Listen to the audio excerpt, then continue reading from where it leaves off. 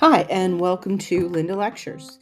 Linda Lectures is the name my children gave to the parental speeches I often used to torture my children and their friends, as in, oh gosh, here comes another Linda lecture or a mom lecture, depending on their age.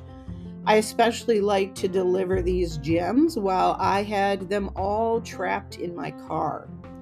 I don't care if you agree or disagree, but I do hope you'll use these to start conversations when your family is trapped together. Hi, everybody, and thanks for joining me for another Linda lecture. Today, we're going to get a little saucy and we're going to talk about self-love. So if you have little kids in the car that might understand what I'm talking about, you might want to listen to this later so you can decide what you're going to say as a parent for the little ones. But I have to say that I'm a big fan, and I think it's fine, and I think it's nobody's business. But I'm gonna relay a story to you. So early in my parenting, I decided to go with a friend to her church group because I'm a person of faith. We'll talk about that in a session too. I'm not really a person of religion. I'm a person of faith though. And I thought she invited me. I was like, oh, sure, I'll go. I'll learn to do better from a parenting standpoint. And they had a book that, we were going to use as kind of like a book club. It was like a book club about parenting. And we got to the topic of self-love. And I used the M word quite liberally when in the class, maybe just to prove my heathen status. But I sat with this group of mothers that felt that their children should wait to have sex until they were married, but believed that self-love, the M word, was a sin. And shouldn't be done. And I'm thinking to myself, okay, hold on. Kids today are waiting later and later to get married. If they're early, they're getting married at 25. If they're later, they're, getting married, or I think the standards, I would guess, is probably 27, 28. I haven't looked this up, and late is, into the early 30s. So if people are waiting that long to have sex and they can't masturbate, like, to me, this is a recipe for disaster. Hormones are natural. And what I've really come to believe is that different people just have different drives. And only someone with a very low drive could ever suggest that a young person go from, say, 15 to 25, 10 years, repressing that appetite. That's insanity. That, to me, is insanity. And all it's going to do is cause people to get married earlier or married to people that they don't really love, because they'll just be under this crazy tension of wanting to get to this thing, right?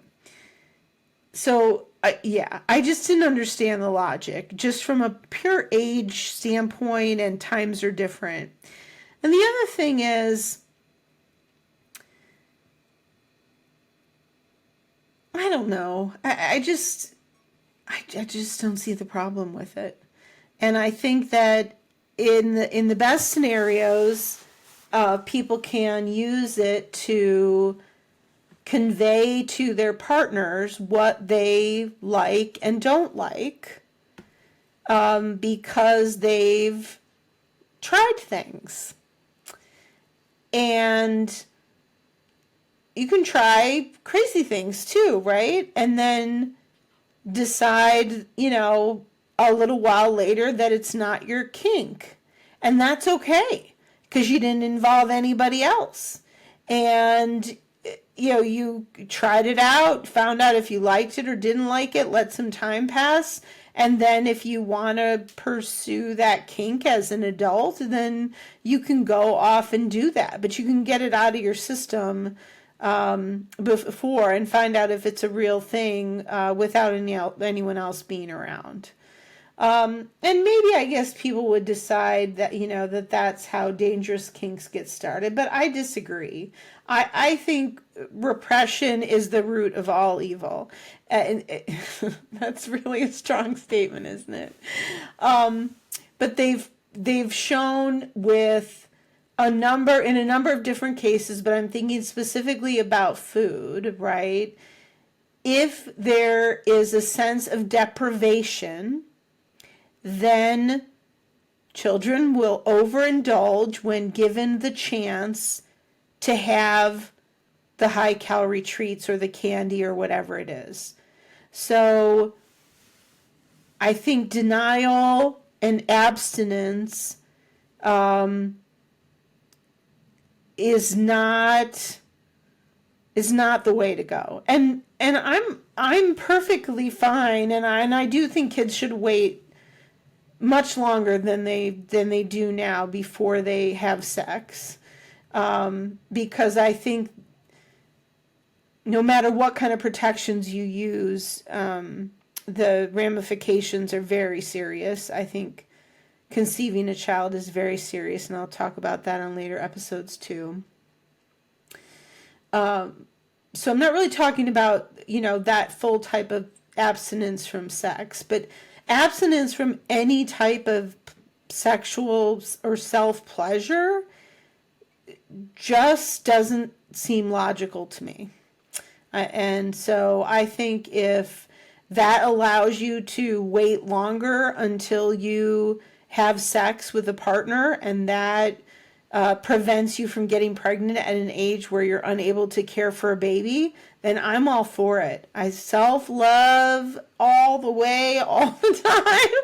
Anything you need to get through, because there's a real problem with unwanted or not unwanted. How do I say this?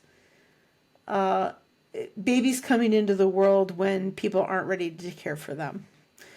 So anyhow, I've talked about a lot of topics here today, but the essence of it was to share with you. And I did end up saying the M word, so I'm sorry if you had kids in the car. But I did warn you a little bit in the beginning. Self-love. If it's what you want and need in your life, then I think go for it. If it's not, an obsession that keeps you from working, and it makes your day a little bit more pleasant, then why not? I don't think it hurts anybody, and I don't think God would be, of all the things he could be upset about, I do not think this is one of them. So that's it. Thanks for joining me for Linda Lecture, and I hope you'll join me again. Bye.